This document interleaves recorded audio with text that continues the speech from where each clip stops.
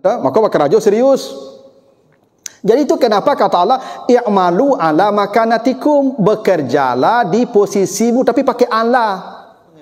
Meminta-minta hidupnya, diberi atau tidak diberi orang, nanti di hari kiamat dia dibangkitkan tanpa daging di pipinya. Kenapa? Orang yang masuk sorga pertama setelah para syuhada, kata Nabi, afifun muta'afif, orang miskin tapi tidak pernah meminta-minta. Yang tua mungkin ada bawa anak tu kena kasihan, saya kasih. Kalau ada orang tua yang orang cacat dikasih. Tapi kok nak pakai silver tu Pak, nama demo deko tu ndak kamu bagi, bukan nak bosin pilih, ndak. Bekerja. Itu bukan pekerjaan. Kecuali dia seni, tapi bekerjanya di tempatnya. Misalnya mungkin di tempat-tempat dia memang orang berkumpul di sana, lalu dia kejahatan meningkat karena banyak ibu-ibu yang merampas zona laki-laki. Di kantor-kantor sekarang banyak perempuan laki-laki kan? Akhirnya laki-laki banyak yang kehilangan lahan pekerjaan. Kalau laki-laki tidak bekerja dia jadi sumber masalah. Mohon maaf nih, anak-anak pejabat tu makanya anaknya broken Pak. Itu padahal gizi cukui.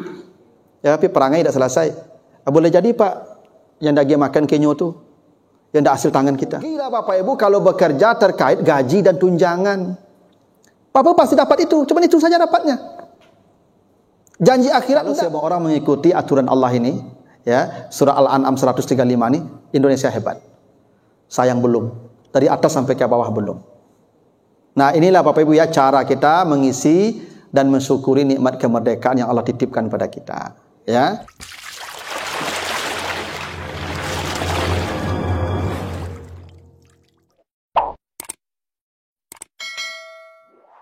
Assalamualaikum warahmatullahi wabarakatuh. Alhamdulillahi rabbil alamin. Assalatu wassalamu ala asrafil anbiya'i wal mursalin wa ala alihi wa ashabihi ajmain. Yang saya hormati Bapak Kadis atau yang mewakili Bapak Ibu hadirin jamaah yang dimuliakan Allah. Segala puji bagi Allah atas segala karunia-Nya. Alhamdulillah pada pagi hari ini kita dikumpulkan Allah di tempat yang penuh berkah ini dalam majlis zikir yang insya Allah Bapak Ibu tidak akan menyesali, tidak akan merasa rugi kelak ketika kematian kita datang duduk di tempat-tempat seperti ini. Karena kata Nabi, bila ada orang datang ke sebuah majlis, ya, dia datang ke sebuah majlis mendengarkan ceramah, tausiah, khutbah dan sejenisnya. Lalu wabakara capek tibo, ya, memang ada syaratnya Ibu ya. Karena ada orang dengan ceramah aku kudang-kudian saya tibo Ibu. Lalu wadana mendake duduk, nah, itu. Nah, karena ada orang dengan ceramah kan jauh-jauh ke pintu Pak ya. Lalu wastama'a, dia mendengar baik-baik ya, mendengar baik-baik. Karena ada orang ceramahnya ceramah loh Pak. Ya toh. Nah, lalu dia diam.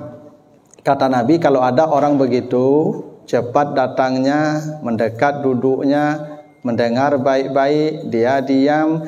Likulli khutwatin yaktuha, setiap satu langkah kaki dari rumahnya, Allah hargai pahala ajru sanatin siyamuha wa qiyamuha, setahun salat malamnya. Itu hebatnya. Sekarang belum tampak, karena Bapak Ibu tidak merasa tertarik, karena belum tampak. Pahala itu disembunyikan Allah. Andai ditampakkan pahala kita duduk di sini Bapak Ibu, itu yang di jalan yang di pinggir pantai itu naik ke situ Pak. Ya, nah, sayang pahala masih ditutupi Allah sehingga dipanggil-panggil pun tidak datang juga, diundang pun tidak datang juga, karena pahala disembunyikan Allah. Memang begitu. Coba Bapak Ibu, ada hadis Nabi ya. Siapa yang salat sunat 2 rakaat setelah azan subuh, itu di waktu fajar. Apa janji Nabi? Dia diberikan nilai kebaikan lebih dari nilai dunia dan isinya. Siapa ya? Kalau ada orang salat sunat 2 rakaat setelah azan subuh, dia mendapat nilai kebaikan lebih dari dunia dan isinya. Kenapa manusia tidak tertarik? Karena belum tampak saja. Belum tampak. Cobalah ditampakkan Allah pahala itu Pak. Misalnya gini, tidak usah dunia Pak. Siapa yang salat sunat 2 rakaat setelah azan subuh di masjid misalnya, diberikan 1 unit Innova. Tagak Innova di muka masjid itu langsung. Lalu di masjid Pak. Kenapa? Karena pahala tampak. Nah, Allah sengaja menutupi pahala supaya Allah tahu siapa amal kita yang paling baik. Ya, kalau tampak pahala semua pasti semua orang saleh, Pak. Allah menyembunyikan pahala supaya ada yang saleh, ada yang taleh, ada yang sungguh-sungguh, ada yang malas-malas. Itu rahasianya tuh, Pak. Jadi kalau Bapak Ibu hadir di sini, yakinlah pada waktunya ketika sakaratul maut Allah bukakan pahala itu, baru Bapak Ibu menyasar, mangga ndak dari jam 6 ceramah dulu. Mangga kok jam 8 baru mulai. Kalau ceramah saja mangga ndak sampai jam ceramah dulu. Yakinlah Bapak Ibu dulu. Sekarang ndak, karena Bapak Ibu masih belum mati itu. Belum menghadapi sakaratul maut. Itu tuh, Pak. Jadi yakinlah Bapak Ibu ndak rugi duduk di sini. Nah, Bapak Ibu yang saya muliakan, jadi Bapak Ibu ya kadang-kadang begitu, Pak, di kantor-kantor tuh ya diimbau-imbau dulu, dijapui ke ruangan dulu. Nah, gitu, Pak. Nah, harusnya kan kalau kita butuh pahala kan kita yang mencari, Pak. Itu harusnya begitu. Ya, tapi kan orang kan dunia itu dekat maka nampak terukur, akhirat jauh maka tidak tampak, maka disebut akhirat. Akhirat itu jauh, yang jauh itu tidak tampak biasanya, Pak. Dunia dekat, yang dekat tampak. Maka kalau untung dunia mereka dapat lari langsung tuh, Pak. Kenapa? Dekat tampak, akhirat enggak. Mudah-mudahan kita walaupun akhirat belum ditampakkan Allah, kita enggak lalai-lalai. Begitu, Bapak Ibu ya. Ini berhubung karena masih suasana kemerdekaan nih, maka tema kita pagi ini tentang bagaimana kita mensyukuri nikmat kemerdekaan ini. Ya. Karena kemerdekaan itu nikmat yang paling besar. Bapak Ibu kalau baca nanti surat Al-Maidah 20, itu Nabi Musa berkata kepada umatnya, pada kaumnya, ya qaumi, wahai kaumku, uzkuru nikmatallahi alaikum. Ingatlah nikmat Allah atasmu. Apa nikmat Allah atasmu? Izja'ala fikum anbiya, ketika Allah banyak mengutus nabi kepadamu. Wa ja'alakum muluka, dan menjadikanmu bangsa yang merdeka. Jadi ada dua nikmat Allah kata Nabi Musa ke umatnya. Satu, izja'ala fikum anbiya, diutusnya banyak nabi ke mereka. Jadi pengutusan nabi ke Bani Israel itu nikmat mereka tuh. Ya. Karena mereka bangsa para nabi, Pak. Sebab tugas nabi itu mengeluarkan mereka dari kegelapan menuju cahaya. Nikmat tuh. Nikmat kedua kata Nabi Musa ke kaumnya, izja'alakum muluka, ketika Allah menjadikanmu bangsa yang merdeka. Jadi kemerdekaan itu memang nikmat. Ya, itu kenapa pembukaan undang-undang itu menyatakan begitu, berkat rahmat Allah yang Maha Kuasa. Itu rahmat.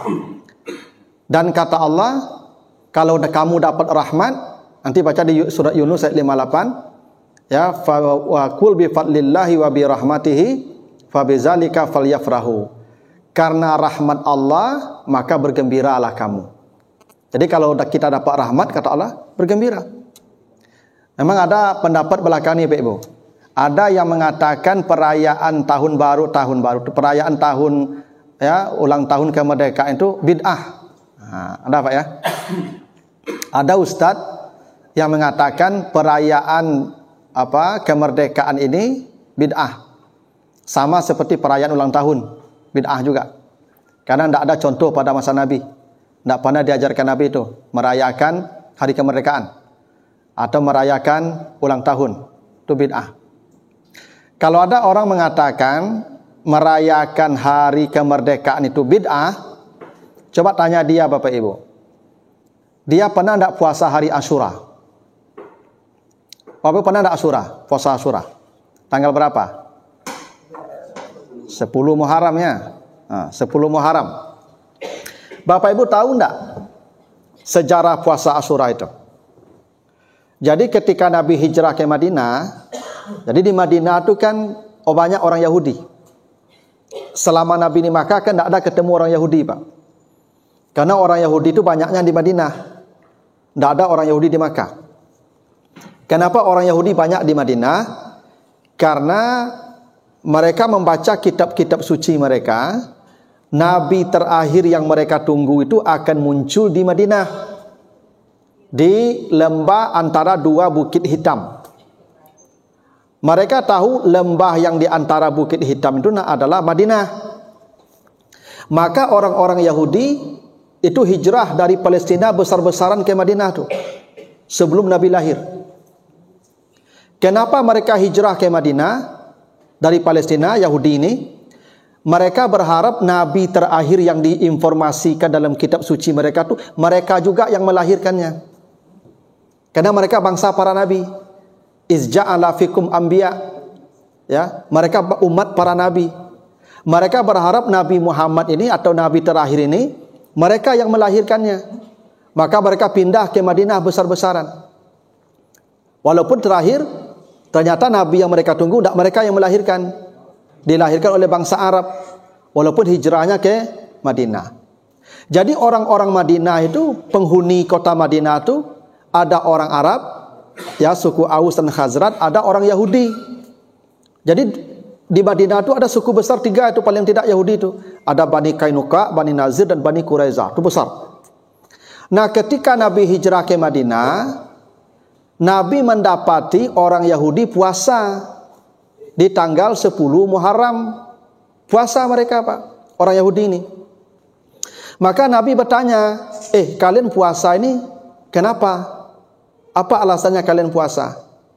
Kata mereka, kami berpuasa bersyukur merayakan kemerdekaan nenek moyang kami dari cengkraman penjajahan Fir'aun.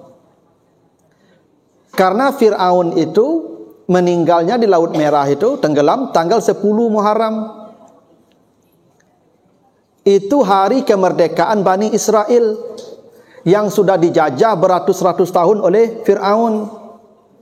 Lalu mereka lari menyelamatkan diri ke Palestina dari Mesir, diburu Fir'aun, dan Fir'aun meninggal tenggelam di Laut Merah. Itu terjadi 10 Muharram. Untuk merayakan kemerdekaan kami itulah kami berpuasa di 10 Muharram, kata orang Yahudi. Demi mengingat ya keselamatan Musa dan nenek moyang kami dari kejaran Firaun itu, kami berpuasa setiap 10 Muharram. Kami mengadakan ritual 10 Muharram ini. Maka kata Nabi, nahnu ahaqqu bihim, kalau begitu kita, kepada sahabat, lebih layak berpuasa dari mereka. Maka Nabi perintahkan sahabat puasa setiap 10 Muharram. Tapi agar berbeda dengan orang-orang Yahudi, maka Nabi perintahkan tanggal 9-nya mulai. 9 dan 10 Muharram. Yang tidak bisa tanggal 9, tambah 10 dan 11 Muharram. Jadi puasa Muharram itu apa latar belakangnya? Perayaan kemerdekaan Bani Israel. Dan Nabi boleh, bahkan Nabi suruh sahabat puasa di 10 Muharram. Kita rayakan pula kemerdekaan Bani Israel. Kita rayakan pula keselamatan Musa dari Fir'aun. Kita rayakan pula kebebasan Musa dan umatnya dari penjajahan Fir'aun. Itu alasannya, Pak. Boleh perayaan, boleh. Sepanjang perayaan itu ya tidak maksiat. Tapi kalau organ sampai pagi berjoget-joget, ya toh, lalu pakaiannya Masya Allah itu perempuan lagi sampai itu enggak, itu maksiat itu. Tapi kalau panjik batang pinang, pacu karuang, tarik tambang itu hanya sekadar kegembiraan, boleh. Kan kata Allah tadi falyafrahu, kalau kamu dapat rahmat gembiralah. Ya, enggak ada masalah aja tuh Pak Ibu. Sama ulang tahun boleh enggak? Boleh. Apa dasarnya? Nabi ditanya, ya Rasulullah, kenapa engkau puasa hari Senin? Kata Nabi, saya puasa hari Senin karena hari itu aku dilahirkan. Nabi ulang tahun tuh Pak. Setiap Senin Nabi puasa tuh. Nah, sepanjang tidak maksiat perayaannya. Jadi kalau ada nanti orang mengatakan perayaan hari kemerdekaan itu bid'ah, tidak usah dijawab, diam sajalah Pak Ibu. Ya, yang tidak ikut tidak apa-apa, tidak usah. Tapi kalau maksiat yang dikerjakan, memang bukan perayaannya yang salah, kemaksiatan itu yang dihentikan. Gitu. Nah Bapak Ibu, tadi merdeka itu nikmat. Karena merdeka nikmat perlu disyukuri, kan begitu ya? Fa amma bi ni'mati rabbika fahaddits. Nikmat Tuhan itu perlu kamu syukuri. Bagaimana mensyukuri nikmat? Allah ajarkan kepada Nabi Daud di surat Saba ayat 13, "I'malu ala Daud syukran." Kata Allah, "Hai Daud, engkau kalau ingin bersyukur, maka bekerjalah." Jadi syukur kita ni Pak bekerja. Itu bukti kita bersyukur, i'malu, bekerja. Nah, kita akan lihat bagaimana petunjuk Allah tentang bekerja. Bapak Ibu yang bekerja nih, bagaimana Al-Quran mengajarkan kita bekerja, agar pekerjaan ini benar-benar menjadi wujud syukur kita kepada Allah. Nanti Bapak Ibu baca surat Al-An'am 135. Ya, surat Al-An'am 135, kata Allah begini, Qul ya qaumi i'malu ala makanatikum inni amilun fasawfa ta'lamun man takunu lahu akibatud dar innahu la yuflihuz zalimun. Wahai umatku, wahai kaumku, kata Nabi, perintahkanlah, kata Allah, kepada umatmu, i'malu, bekerjalah kamu di atas posisimu masing-masing. Sesungguhnya aku juga bekerja, dan kelak kamu akan tahu apa yang kamu dapatkan daripada pekerjaan di dunia ini nanti di akhirat. Sesungguhnya tidak akan beruntung orang yang zalim. Jadi Bapak Ibu, tadi Nabi Daud disuruh bersyukur. Cara bersyukurnya i'malu, bekerja. Dan kata Allah, katakanlah Muhammad kepada umatmu, bekerjalah, i'malu ala makanatikum, bekerjalah menurut posisimu masing-masing. Jadi Bapak Ibu, bekerja ini perintah agama. Tidak boleh kita nak bekerja, Pak. Dan hebatnya lagi, bekerja itu perintahnya i'malu, bukan if'alu, tapi i'malu, dari kata itu kata amal. Jadi amal ini jangan Bapak Ibu ya pandang hanya sebatas di masjid, salat, zikir, baca Quran. Enggak. Amal itu sangat luas. Bapak Ibu bekerja sekarang ini amal yang tinggi nilainya.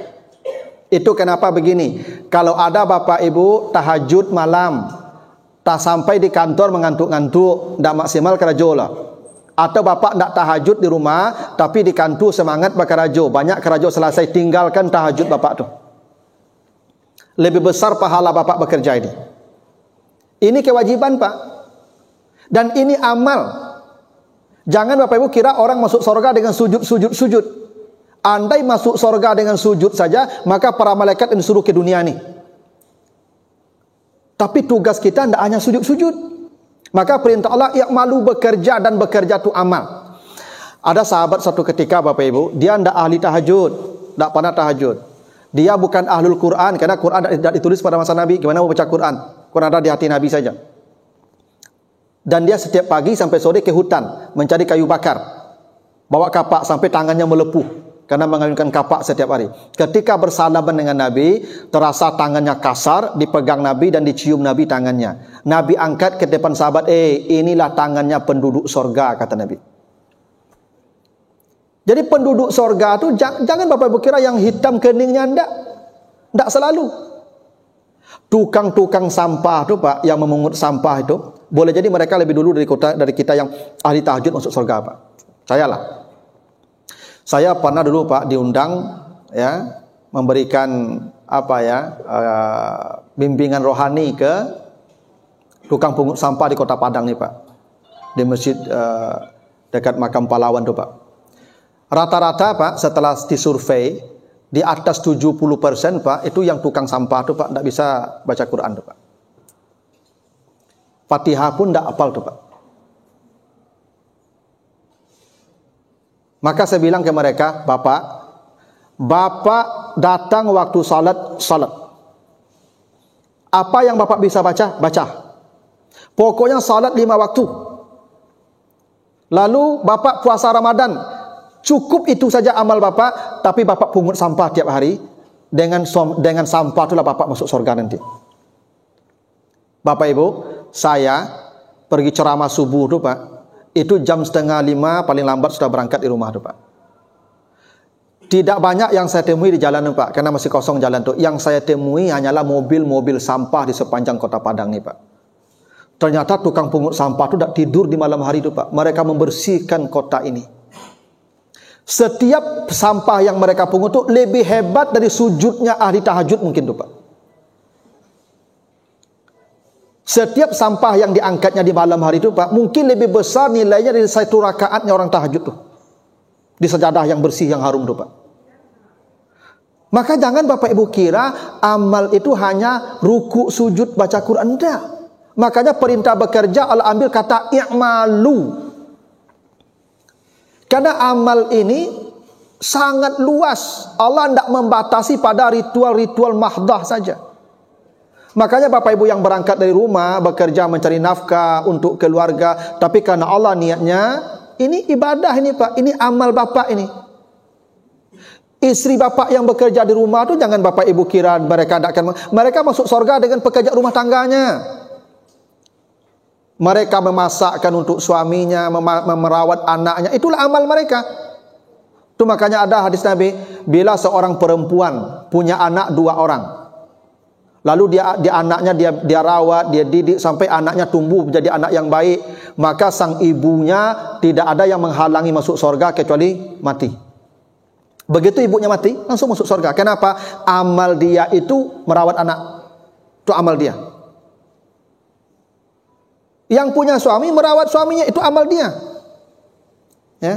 Ibu kira memasak suami itu tidak kadang palo tu, sabana kadang palo tu ibu. Sabana kadang palo itu. Rugi ibu beli sampah masak panjang saya tu. Oh iya. Kadang palo memasakkan tu ibu. Nih, ada sebuah cerita ibu. Itu Nabi pernah ditanya oleh Fatimah. Ya, Fatimah tanya ke Nabi, "Ya Rasulullah, ayahanda, siapa wanita yang masuk surga pertama setelah istri Nabi?"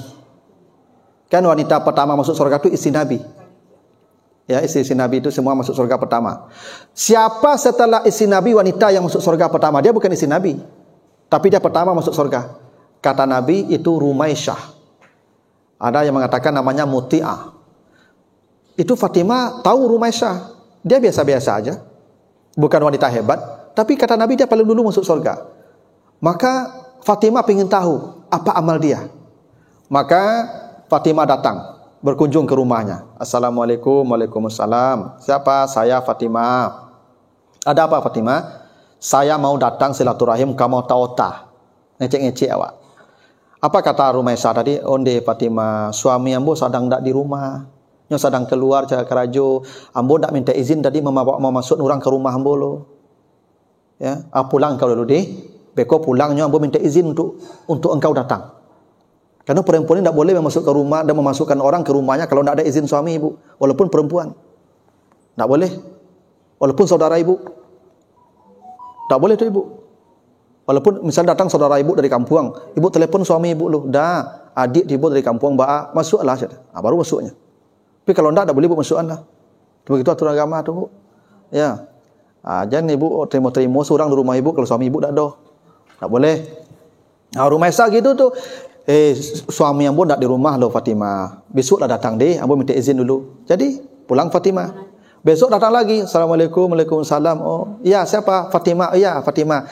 Saya sudah minta izin. Ya udah. Engkau datang sama siapa? Saya datang sama anak saya Husain. Husain itu masih anak-anak. Kata Rumaisyah, mohon maaf Fatimah, kemarin saya minta izin untuk engkau saja, untuk Husain tidak. Maka pulanglah dulu. Nanti saya izin dulu ke suami saya, boleh tak menerima Husain juga di sini? Baiklah kata Fatimah, pulang Fatimah. Besok datang lagi. Assalamualaikum, waalaikumsalam. Siapa? Fatimah? Ya.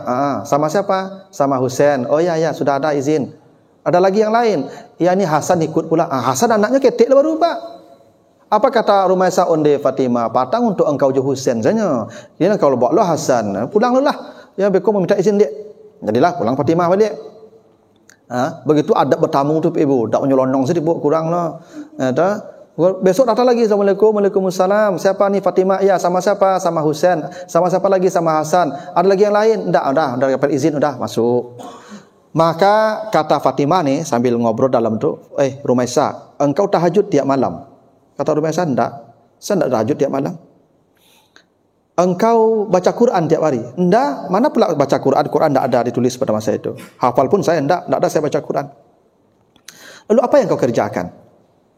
Kata Rumaisyah begini, saya setiap hari selalu bangun sebelum suami saya bangun tidur. Tak pernah saya terlambat bangun. Setelah suami saya bangun tak pernah. Selalu saya bangun tidur sebelum suami saya bangun. Stop. Kalau mulai ibu agak panjang apanya fikirnya tu. Lalu saya panaskan air untuk mandi suami saya, karena suami saya setiap hari mandi dengan air hangat. Setiap hari saya siapkan air hangat untuk dia mandi. Aku ibu-ibu lah mulai yang aku. Oh, ya keran saya tiap hari pak mandi nak. Panaskan. Lalu saya masak. Saya bikinkan minuman sarapan paginya. Lalu saya hidangkan dekat dia. Saya duduk menemani dia sarapan pagi. Waktu dia mau berangkat bekerja, saya tanya, dah, anakah dimakan bekal siang? Saya tidak pernah memasak kecuali yang diminta oleh suami saya. Itu kata rumah satu, Pak Ibu. Saya tidak pernah memasak kecuali apa yang diminta oleh suami saya. Itu saja. Iya. Fatimah, ya ndaklah hebat-hebat mana lu ambo lai citu jo. Tapi bakoknya paling dulu masuk surga. Udahlah. Tak terjawab, pulang. Kata Rumaisa, Aisyah, Fatimah, kau lah waktu suami yang berpulang kau lah jam 2 balik, kau lah ke zuhur kau pulang dengan kau lah. Sebentar lagi suami yang berpulang lah. Memang begitu Pak Ibu. Bapak Ibu kalau ada orang bertamu ke rumah awak, lah jam 2 balik lalu pulang ni usia lah. Ibu. Ya, karena tak boleh bertamu sampai zuhur. Ada 3 waktu yang haram kita bertamu. Setelah zuhur, setelah isya, sebelum subuh. Itu Allah sebut begitu di Al-Quran surah An-Nur itu. Tak boleh kita lah bertamu lagi ke rumah orang di waktu yang 3 ni. Setelah zuhur, setelah isya, sebelum subuh. Nah, kalau ada orang lah jam 2 balik hari lu pulang ni usia ni. Pulang lah ya. Dan istirahat ya. Itu Pak. Maka kata Rumaisa, Fatimah pulang dengan kau lah. Kau lah jam 2 balik kau suami ibu ke pulang kau. Adalah pulang. Sambil lewat di meja makan lewat. Tampak di atas meja makan Rumaisa kau cambuk kudo Pak. Pelacui kudo. Apa Fatimah heran Pak kok cambuk kudo di atas meja? Kan tak biasa cambuk kudo di atas meja lah kau. Sambil lewat ditanya, Rumaisa, kok cambuk kudo di atas meja belataan tu, dekat meja makan tu. Kata Rumaisa, saya lupa memberitahukannya. Saya tidak pernah memasak kecuali yang diminta suami saya. Dan ketika saya hidangkan, saya duduk dekat suami saya yang makan itu. Sebelum dia mengambil makanan, saya berkata pada suami saya, dah, kok kurang lama masakkan ambu, lacui ambu cambuk tu. Kecik ibu kok citu mati silah ya nak. Nak makan nanti lah awak lah kanyang kuku awak lah payah masak Baru Fatimah menghela nafas panjang. Wajar. Dia yang pertama masuk surga. Ibu-ibu kalau ingin pertama masuk surga, mulai beko sore tolong letak rotan di meja makan ibu. Tolong. Lalu ibu berkata ke suami ibu setiap makan, dah kok kurang lama masakkan tu rotan. Lacui ambo. Tak hebat merawat suami itu tu. Seorang istri masuk surga pertama bukan kerana tahajudnya ibu, bukan kerana baca Qurannya, karena dia melayani suaminya. Itulah amal dia. Makanya ibu-ibu saya sarankan ibu masaklah di rumah.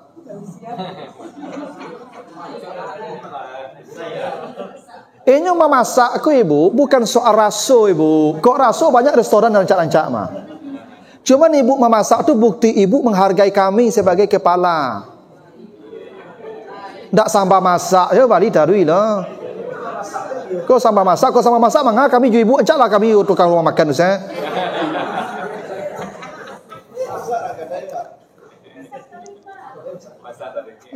Kalau masak itulah amal ibu. Jadi jangan ibu kira ibu masuk surga dengan tahajudnya tidak seperti Rumaisa. Karena dia melayani suaminya setiap hari di rumah.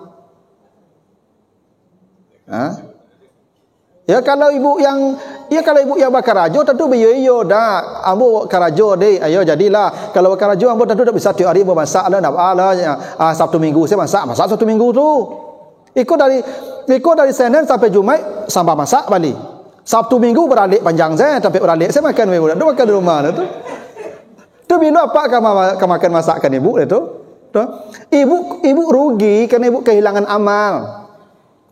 Karena amal ibu tu itulah melayan suami tadi.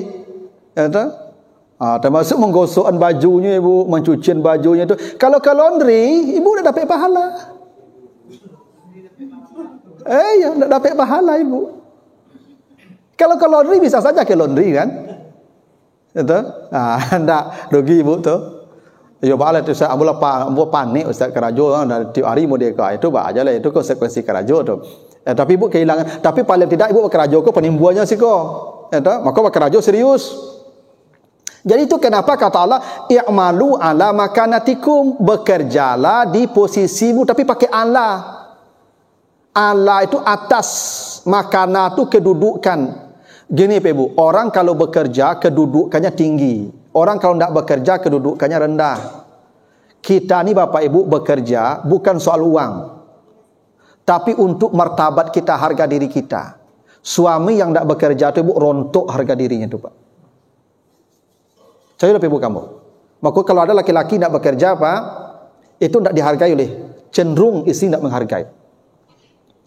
Itu maka apa-apa ibu-ibu kocok menyuruh-nyuruh apa tu tidak bekerja tu, Pak angkat ko, Pak lois, tidak. Si baju, angkat kain, tidak. Tidak ada harganya. Itu maka bekerja tu kewajiban kita Pak laki-laki supaya kita punya harga diri. Bukan soal uangnya Pak, harga diri kita. Makanya ala makanah. Allah tu di atas tempat dan tempat kita akan tinggi kalau kita bekerja. Agama kita tidak membolehkan kita jadi pengemis Pak. Tidak boleh kita jadi pengangguran Pak. Tidak boleh, makanya begini.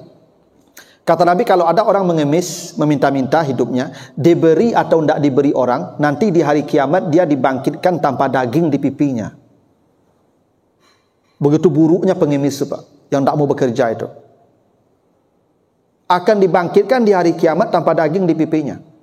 Itu kenapa orang yang masuk surga pertama setelah para syuhada, kata Nabi, afifun muta'afif, orang miskin tapi tidak pernah meminta-minta.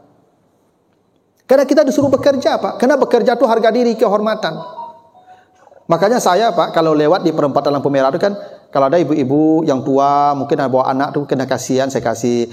Kalau ada orang tua yang orang cacat, dikasih. Tapi kok nak pakai silver tu Pak, nak model-model tu tidak akan bagi loh Pak. Bukan nak bersih pilih, tidak. Bekerja. Itu bukan pekerjaan. Banting tulang, bekerja. Tulang sagadang tu bacacat badan gunung ke tu. Ya Pak. Bekerja. Kecuali dia seni, tapi bekerjanya di tempatnya. Misalnya mungkin di tempat-tempat dia memang orang berkumpul di sana, lalu dia membuat sebuah pertunjukan, itu bekerja itu Pak. Tapi kalau model-model di tengah jalan tu mengemis tu Pak. Suruh dia bekerja. Agama kita tidak mengizinkan umatnya pengangguran, apalagi pengemis. Tak boleh kita jadi pengemis tu Pak. Walaupun memang kalau ada orang meminta, kasih. Itu perintah Allah ke kita yang diminta. Wa ammas sa'ila fala tanhar. Kalau ada orang minta-minta, kau beri. Walaupun mereka datang bawa onta, kata Nabi. Inyo bawa pajero Pak, minta piti kawaknya bawa pajero Pak, pagi. Ya mungkin je bawa pajero Pak, milih minyak tak ada loh. Itu kan ada orang kayo kok, tampilannya kayo Pak, dompet kosong. Ya kan, hanya minta piti kawak Pak 10.000 lagi lah, mungkin pajero adonya Pak, untuk beli minyak tak ada lah. Tapi mengemis itu tidak dibenarkan dalam agama Pak. Tak boleh kita meminta-minta. Perintah agama, i'malu, bekerja ala makanatikum, kena bekerja akan meninggikan tempatmu, posisimu. Orang kalau bekerja Pak, walaupun kerja mohon maaf di tukang sampah, dia berharga Pak. Dia bernilai hidupnya itu Pak. Kena bekerja itu. Walaupun yang bekerja ini yang diperintahkan itu hanya bapak-bapak, ibu-ibu tidak ada disuruh bekerja. Karena ibu-ibu waqarna fi buyutikunna, perempuan itu suruh di rumah oleh Allah. Tidak bekerja ibu disuruh ya. Di rumah. Karena tugas ibu melayani kami. Tugas ibu, kami pulang, ibu ada di rumah lah, siap badak langsung. Itu tugas ibu. Memang begitu aturannya. Itu maka ibu suruh di rumah tadi, terima saya sesuatu, pulang kami terima langsung, pulang terima langsung. Itu aturannya tu. Kalau kami yang bekerja, kalau perempuan, tidak ada kewajiban ibu bekerja itu. Karena ibu tidak bekerja, tidak ada masalah. Kami kalau tidak bekerja, masalah ibu. Harga diri kami jatuh dan penyakit sosial banyak kalau laki-laki banyak menganggur. Perempuan menganggur, tidak ada masalah. Laki-laki menganggur, banyak kejahatan Pak. Cayolah kamu. Makanya sekarang ni Pak, kenapa kejahatan meningkat? Karena banyak ibu-ibu yang merampas zona laki-laki. Cobalah Pak di kantor-kantor sekarang banyak perempuan laki-laki kan?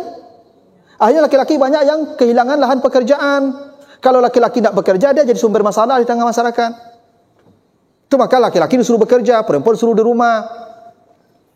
Nah, tapi karena ini tuntutan kesetaraan katanya, ya itulah risikonya. Ya itu Pak. Makanya mohon maaf Bapak Ibu, kenapa perempuan, kenapa sekarang banyak rumah tangga, mohon maaf nih, yang broken ya tuh? Karena istri sibuk. Ketika suami menginginkan dia tidak ada. Dia dinas luar pula Pak, seminggu 3 hari. Suami sudah perlu dia, tunggu pula 3 hari. Mana bisa Pak? Tidak bisa Pak. Tidak bisa. Saya pun tidak bisa Pak. Saya itu tidak bisa tuh 2 hari 3 hari tidak bisa tunggu. Jangan 3 jam saja tidak bisa. Itu makanya kata Nabi, kalau ada kode dari laki-laki, kode dari seorang suami, maka perempuan harus ikut sekalipun sedang memasak. Matikan kompormu. Ibu sedang masak, datang kode sandi. Ibu matikan kompor. Ndak ada beko lah, ndak ada bekonya loh. Matikan kompor.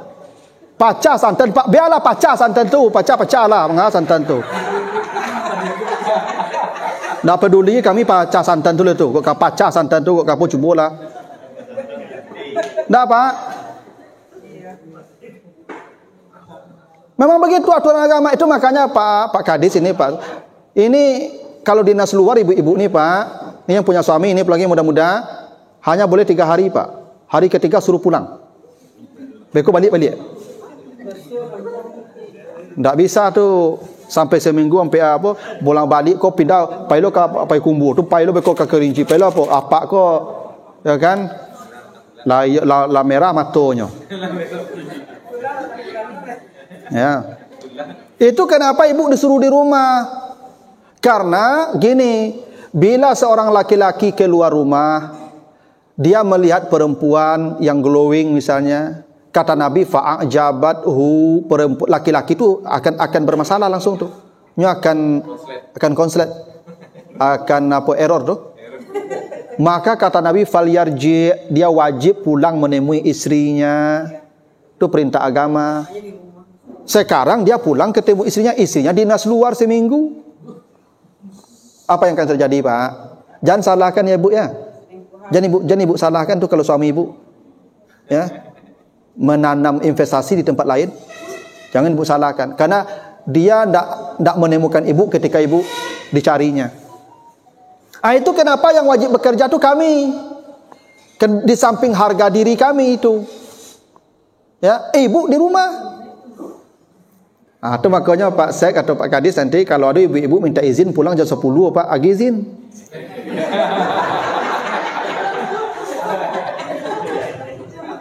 Ya, kalau misalnya Pak Sek, kamu pulang loh di sebentar, capek. Suruh capek. Itu aturannya Pak. Nah, jadi yang disuruh bekerja itu laki-laki, ibu-ibu nak. Kalau ibu bekerja harus minta izin ya. Harus minta izin. Kalau tidak kasih izin sama suami, ibu berhenti bekerja. Pilihan ibu tidak banyak, berhenti di rumah. Karena Allah sebut begitu tadi. Seperti rumah Aisyah tadi. Sorga ibu beramal di rumah. Bersihkan rumah, rawat anak, jaga harta, jaga harga diri. Itulah amal ibu yang paling besar. Mencucikan pakaian suami, menggosokkan pakaian suami, memasakkan suami. Itulah sorga ibu.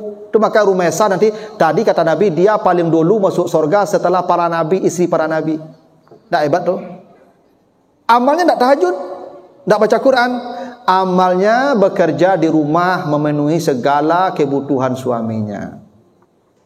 Nah, kau ibu yang bakarajo perlu mau sampaikan kau. Ibu kalau bakarajo nyodetlah satu lu mencari piti Pak. Kewajibannya ke suami dan separuh saja Pak. Kalau sama-sama panik. Tidak bisa begitu ibu. Nah,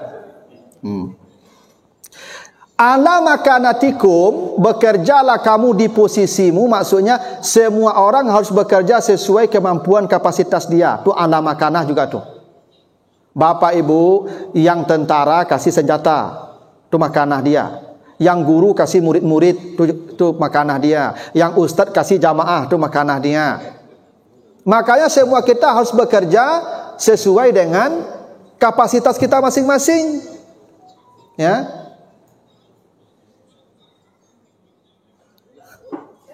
Ya, semua orang harus bekerja sesuai dengan kapasitasnya masing-masing. Jadi kalau bapak ibu yang ahli misalnya di bidang ekonomi, memang suruh ngurus ekonomi. Di awal kadang-kadang susah pak, nyo ahli ekonomi tapi suruh mengurus IT, kan tak nyambung tuh pak. Maka Pak Harto lupa kalau presiden, kalau menterinya memang kapasitasnya.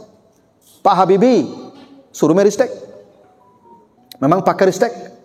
Emil Salim memang pakar lingkungan, profesor lingkungan, suruh lingkungan hidup. Ya pak. Memang begitu harusnya. Jadi Pak Kadis, Pak kalau mau ini latar belakang bawah ini lihat. Jangan menempatkan orang tidak pada posisinya. Kacau nanti itu Pak. Jangan memutasi orang tanpa melihat latar belakang kemampuan dan keahlian dia. Kalau tidak begitu, nanti hancur. Makanya perintah Allah, bekerjalah kamu ala makanatikum. Derajat tinggi akan kita peroleh sesuai dengan kemampuan kita. Saya Pak, walaupun ya Ustadz, tidak semua di bidang keislaman ini saya tahu Pak. Kalau disuruh bicara ekonomi Islam, saya bunuh diri itu Pak. Karena ada ilmu saya. Tapi kalau bahasa Arab, tafsir, itu ilmu saya. Boleh saya bicara. Itu namanya makanah. Perintah Allah itu. Itu yang namanya profesional. Jangan orang dikasih jabatan, dikasih, itu tidak sesuai dengan keahlian dia. Kalau kepala dinas kebudayaan, memang latar belakangnya pendidikannya itu. Jangan ekonomi ke siko. Nanti tidak akan maju, tidak ada ala makanan, tidak ada ketinggian derajat itu. Ya. Jadi walaupun dia guru, zaman sesuk kan guru matematik, guru fisika, samu inyu semaja sadona, tidak boleh tu.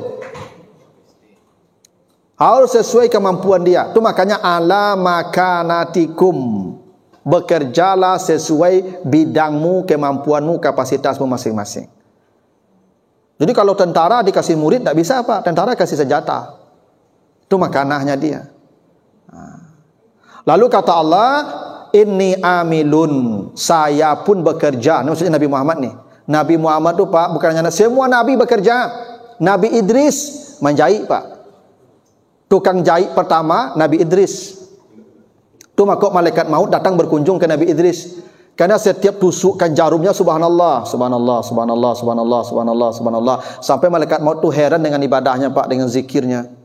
Maka datang malaikat maut untuk berkunjung silaturahim. Sampai dia minta mati kan. Itu ceritanya begitu. Minta dirasakan mati. Lalu dia pergi ke surga. Nabi Ibrahim bekerja Pak, mengembala ternak. Nabi Musa bekerja Pak, di Nabi Syu'aib mengembala kambing. Nabi Syu'aib bekerja sebagai pedagang. Semua nabi-nabi bekerja. Nabi Muhammad sejak kecil gembala kambing, berdagang. Saya pun bekerja. Ini ibu papa ni yang punya anak bujang, tolong keceng-keceng. Ang besok tak boleh dapat kerajaan loh. Apapun dengan kerajaan. Kini kan dunia terbalik Pak. Nah, pak kau santai, tenang. Dan ibu kau nama kureh. Laki-laki harus bekerja. Saya bekerja. Kata Nabi, saya bekerja. Bahkan Nabi Daud tu Pak, istrinya 100. Dia bekerja, raja tapi tidak menerima gaji di negara dia tu Pak. Apa pekerjaan Nabi Daud? Membuat baju besi. Jual. Dengan itulah istrinya, anak-anaknya dikasih makan tu. Dengan pekerjaan dia membuat baju besi. Nabi tu Pak. Makanya kata Nabi, yang paling baik itu adalah harta yang paling baik, makanan yang paling baik itu yang dari tangan kita sendiri. Itulah makanan yang paling baik yang kita makan, yang hasil tangan kita sendiri. Nah, itu makanya Pak, anak-anak orang di kampung tu Pak, petani, nelayan itu cerdas-cerdas Pak. Karena memang hasil tangannya yang dimakannya Pak. Ya. Nah, kawat di kantu kan kadang-kadang banyak ada hasil tangan Pak. Ya, acara sampai hari, dibuat 3 hari dan entar tangan sampai hari itu mah. Tu yang sehari tu Pak, tu dak hasil tangan awak lo tu. Tu mako kadang-kadang Bapak Ibu mohon maaf nih, mako anak-anak pejabat tu makanya anaknya broken Pak. Itu padahal gizi cukup. Ya, tapi perangai tidak selesai. Boleh jadi Pak, yang daging makan kenyo tu, yang dak hasil tangan kita. Itu maka begitu perangainya tu Pak. Nah, kata Allah, fasaufa ta'lamun man takunu lahu akibatud dar. Nanti pekerjaanmu ini, nanti kamu dapatkan hasilnya. Bapak Ibu, kita bekerja ini, gaji itu bonus. Yang kita cari bekerja ini pahala di akhirat, Pak. Nanti kamu lihat, kata Allah. Tidak sekarang. Rugilah Bapak Ibu kalau bekerja terkait gaji dan tunjangan. Bapak pasti dapat itu, cuma itu saja dapatnya. Janji akhirat enggak. Rugi Bapak Ibu pergi dari rumah berangkat ke kantor hanya untuk mengharapkan tunjangan dan gaji. Pasti dapat. Tapi janji Allah yang di akhirat enggak dapat. Makanya Bapak Ibu uji saja. Bapak Ibu kalau enggak ada absen pinjer, enggak ada absen pinjer yang datang, pokok ada aturan datang dan 7.30 tapi tanpa absen. Masih datang enggak 7.30?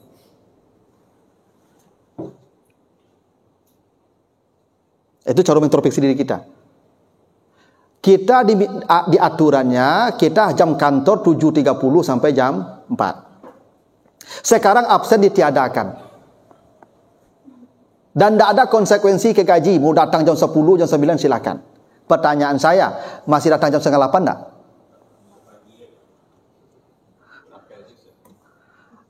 Disitulah menilai kita ikhlas dan ikhlasnya bekerja, Pak. Berarti kita masih bekerja karena takut gaji kita kurang. Kita bekerja karena takut tidak terima tunjangan.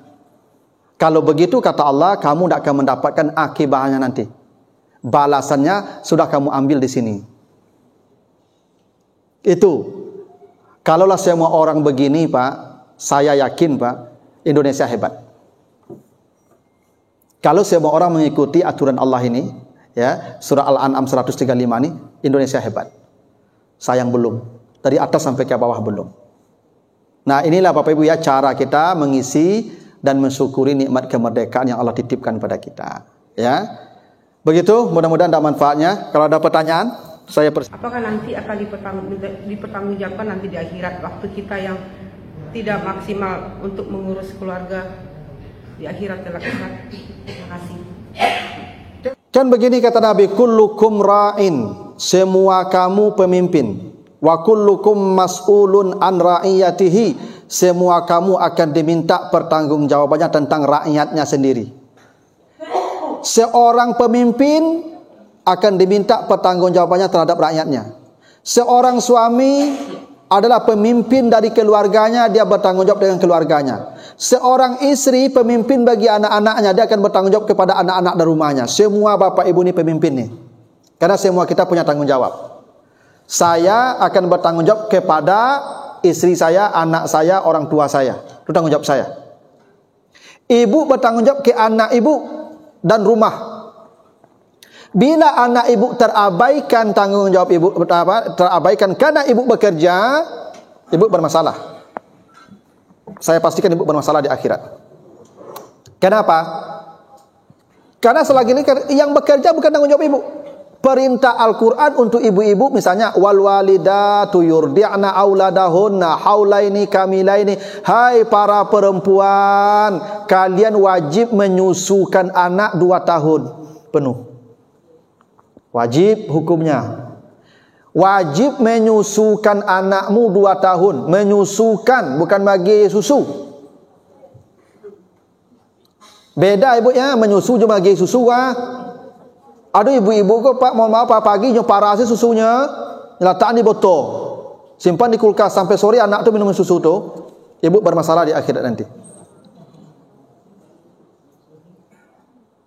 Ibu yang punya anak balita bawa ke sini, cari pembantu di sini, urus. Waktu dia menyusu ibu susukan. Kalau ada ibu pulang untuk menyusukan sebentar. Makanya Pak, kalau ibu-ibu punya anak-anak balita, Pak minta izin pulang menyusukan, lagi izin. Nah, tapi untuk anak saja, ya toh. Ya. Enggak lah. Memang begitu Pak aturannya. Jadi ibu-ibu tidak boleh ibu bekerja lalu kewajiban ibu menjadi terbengkalai karena ibu bekerja. Begitu.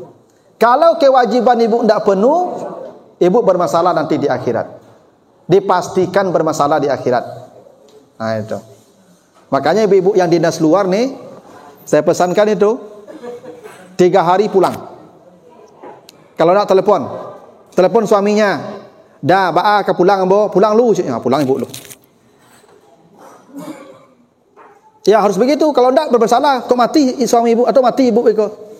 Suami ibu jengkel, neraka untuk ibu. Kalau tidak percaya ibu, cubalah. Kelik dah besok. Abu sampaikan memang begitu adanya. Ibu yang dinas luar, lah 2 hari ibu di penginapan, telepon suami, dah ba'ah, aman. Lain masih aman ya, taruh itu.